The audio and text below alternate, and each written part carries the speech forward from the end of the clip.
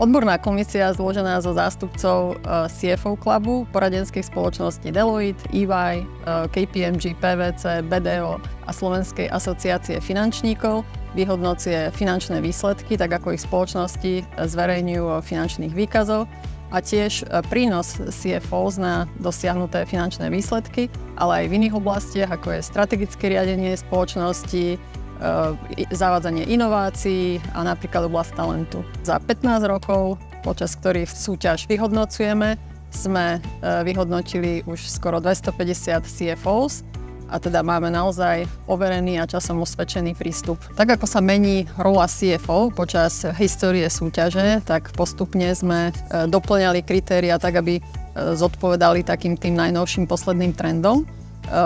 Pôvodne v minulosti rola CFO bola zameraná primárne na kontrolu finančných výsledkov, možno kontrolu účtovníctva, možno financovanie. V posledných rokoch sa CFO stali významným partnerom v otázkach strategického riadenia, operatívneho riadenia, ale aj M&A, nových akvizícií, prípadne zavádzania nových technológií, inovácií, ale aj v poslednom období v oblasti zodpovedného podnikania alebo ESG.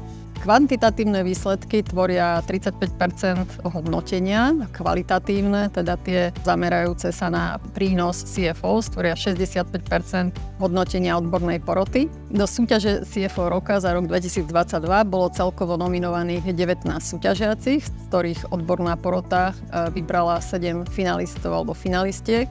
Čiže víťaza určuje odborná porota a takisto hlasovanie verejnosti a celkové vyhodnotenie má vplyv 50% hodnotenie poroty a 50% hodnotenie verejnosti.